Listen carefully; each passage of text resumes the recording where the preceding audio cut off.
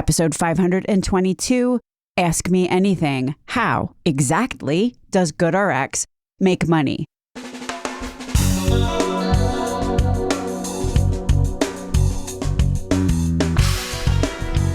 American healthcare entrepreneurs and executives you want to know. Talking. Relentlessly seeking value. Hi, Stacey. This is Ariel Bowes from EHD Insurance. Big fan of the podcast. We were talking about GoodRx the other day, and it occurred to me that I'm not exactly clear about how they make money. So, Stacey, how does GoodRx make money? Well, Ariel, that is a deeply great question and very apropos, considering that we just did 3 episodes lately where GoodRx and what they do has come up with either main character energy or at a minimum in a fairly robust supporting role. And right now I'm talking about episode 520, where we talk about generic drugs and best ways to make them affordable without accidentally making them unaffordable. Episode 517 about why it sometimes seems like cheaper generics are not on formulary while some big brand is. That was episode 517. And then episode 516 with Ophelia Johnson, where we talk about GLP-1s and how GLP-1s and cash pay opportunities have very much turned into a consumer behavioral hack.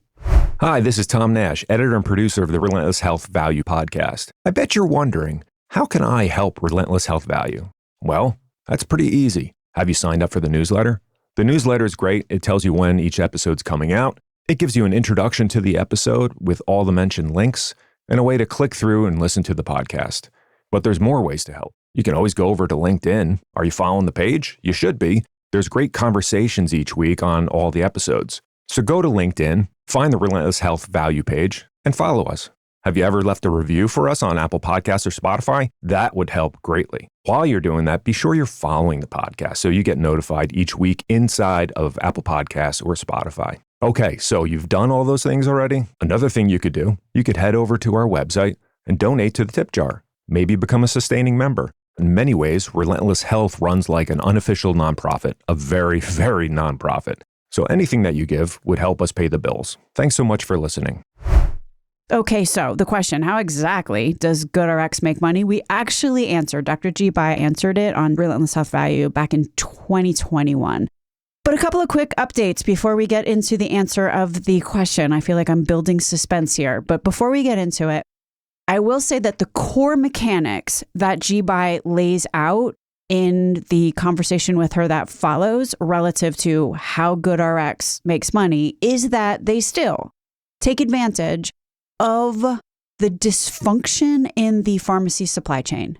And while they help patients oftentimes save money, their kind of master plan only works because pharmacies would be charging cash pay patients a pretty darn high price in most circumstances. And that is still true today. If you go to a pharmacy that takes insurance and you walk in off the street with no coupon and you say, what is your cash list price? That price is going to be really high. Why, might you ask? Well, one reason is the big PBMs have contracts with these pharmacies. Like I just said, we are only talking about pharmacies that take PBM contracts. And these contracts do stipulate that the PBM must get the best prices that that pharmacy will offer. And if the pharmacy is a little unclear on what that PBM price for any given generic med, for example, may be month to month, then obviously it would be in their best interest to make that cash price, that list price, high enough with a big cushion. And this is, of course, exacerbated by the fact that 80% of the time for a patient in their deductible phase for the top 20 prescribed generics, the PBM rate itself is going to be higher than the price a patient would pay if they showed up with a GoodRx coupon or went to Amazon or probably Mark Cuban Cost Plus Drugs or any one of the number of cash pay pharmacies, right? So the PBM rate is already high and the pharmacy needs to make their list price higher than the PBM price. All of this, by the way, which Ge Bai talks about as the market dysfunction that creates the opportunity for GoodRx or any of the other coupon vendors here, This is the opportunity that enables them to make money. And it is sadly pretty much the same since this episode aired. Although I just did a little tool around the internet and I did see that there may be some legislation proposed to forbid this MFN, most favored nation, lesser of, language in PBM contracts that I just saw floating around. So right, this is the basis for how GoodRx makes money. It's the problem that they solve and they have figured out how to monetize. Here is Ge Bai, PhD, CPA, on how GoodRx actually makes its money. Big congrats to Ge Bai, who was recently nominated to be Assistant Secretary at the Department of Health and Human Services, HSS. Ge Bai is an Associate Professor of Accounting at Johns Hopkins Carey Business School and Associate Professor of Health Policy and Management at Johns Hopkins Bloomberg School of Health. My name is Stacey Richter. This podcast is sponsored by Aventria Health Group with an assist from PayerSet, our series underwriter this year. Also, thank you very much to Patient Rights Advocate, who gave us a very, very lovely donation recently to help us continue our mission over here at Relentless Health Value. And here is Ge Bai answering the excellent question, how does GoodRx make money? Ge Bai, PhD, CPA, welcome to Relentless Health Value. Thank you, Stacey. Great to be here. So as we know, GoodRx steers someone to the low-cost pharmacy, but it doesn't supply drugs themselves. Exactly. So the GoodRx is only a pricing platform. GoodRx does not have a pharmacy. Amazon is different in that Amazon has its own pharmacy. So how does GoodRx make money then? So the GoodRx makes money from one fact and one fact alone. That is, for any pharmacy, if you want to contract with third-party payer, like any insurance company, then you must make sure your list price for any drug is higher than any contracted price. Just so I understand, if I'm a pharmacy and I want to contract with an insurance company or any third-party payer, I have to make sure that my list price is higher than any contracted price. So if you are running a pharmacy, there's no way you are making your list price low. So the pharmacy will make their list price very high. GoodRx identify that problem. Then they use their own PBM contract to offer much more affordable cash price to the uninsured patients or the patients who are willing to pay cash. But GoodRx is not getting paid by the patient. I mean, at the end of the day, you could say that GoodRx, or could you say that GoodRx is actually saving the patient money? So someone's paying them. How's GoodRx getting paid? Whenever patients use GoodRx, they are using one of many PBMs contracted with GoodRx. So on the surface, it looks like the patients are paying cash without any middleman, but in reality, the patients are paying cash by using a network created by a PBM behind the scene. So the patients use GoodRx, buy drug from a pharmacy. The pharmacy must pay a fee to that specific PBM. Why? Because the pharmacy utilized a privilege offered by the PBM. Let me just interject right there, make sure I understand this. So patient goes in to pay cash. That cash price, despite the fact that that patient is walking in with no insurance card that has any PBM's name on it, that cash price is set by a PBM. Correct. And then the pharmacy obviously has to take the cash price that PBM, like which PBM is it? You know, is it the PBM that pharmacy happens to be associated with? So every pharmacy across the country has their house PBM? No, so it's actually the PBM utilized by GoodRx for that specific patient. GoodRx contracts with a network of PBMs, including Express Scripts, OptumRx, and many other well-known PBMs. So the patients, whenever use a GoodRx card, is utilizing the network PBMs contract with GoodRx. Okay, so GoodRx goes around to all the PBMs, says, all right, if you contract with me, then you're going to get a whole lot of extra patients because anybody paying cash with my card is going to go through your PBM. Exactly. I'm expanding your network.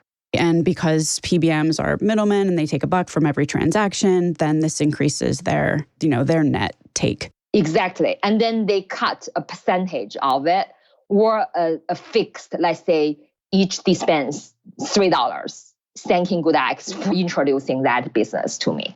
Aha. Okay. So the PBM pays GoodRx a cut of the dollars they are making for adjudicating the claim. And where does the pharmacy fit in this whole thing? It's just like, is it the pharmacy, then the PBM makes a hard deal with the pharmacies and says, look, if you... The pharmacies are not happy, but they have no other ways to circumvent this. The ideal case would be the patients come to the pharmacy, pay the list price, which is very high. Okay, pharmacies would love it if cash pay patients came in and just paid the drug's high list price that they set. That'd be like a patient showing up at a hospital and paying the charge master rate, almost like. But now the patient's not coming to the pharmacy directly. Instead, they come with a GoodRx card, getting a better deal. More than that, the pharmacy has to pay a fee to the PBM. So it's really a loss for the pharmacy. So the PBM contracts with GoodRx and then shakes down the pharmacies and says, look, if you want a patient in your pharmacy, then you got to pay for it. Exactly. And then we have to understand GoodRx contracts with multiple PBMs. And the pharmacies don't really have a good negotiation power. Right? If you don't take this GoodRx patient, the next pharmacy will take it. You the better, say yes and give the PBM some fee. Listen to that episode with Luke Slindee, or again, episode 520. All these links are in the show notes from a couple of weeks ago. That gets in a whole lot more detail. Now let's talk about what has changed since Ge Bai originally answered this question. Many players are now competing in that same cash pay lane, especially since the launch of, as I just mentioned, GLP-1s. And the whole idea of compounding and looks maxing with testosterone and peptides, all the focus on HRTs. So yeah, consumers are realizing that getting prescribed a drug is now a cue to initiate an evening of online shopping. That is pretty new and probably accelerates the value prop of GoodRx. But of course, it also has inspired a whole lot of competitors in this market. And sure, obviously GoodRx hasn't stood still in the midst of all this. They have also evolved their business model. They now work with branded drugs. They sell data. They can promise customer acquisition. The episode that I mentioned earlier with Ophelia Johnson also gets into this from the standpoint of a branded pharma manufacturer and how branded pharma manufacturers may engage with GoodRx. Also, since this episode originally aired, Mark Cuban Cost Plus Drugs has shown up along with a wave of cash-only pharmacies, all able to offer lower prices and still make money because of the exact same market dysfunction I just described. Ge Bai, PhD, CPA, thank you so much for being on Relentless Health Value today. Thank you so much, Stacey. My pleasure. Hi, this is Mark Cuban of CostPlusDrugs.com. And not only do I listen to every episode of Relentless Healthcare Value, but it is the most incredible, stupendous, amazing healthcare podcast in the history of all healthcare podcasts. So make sure to listen every single time.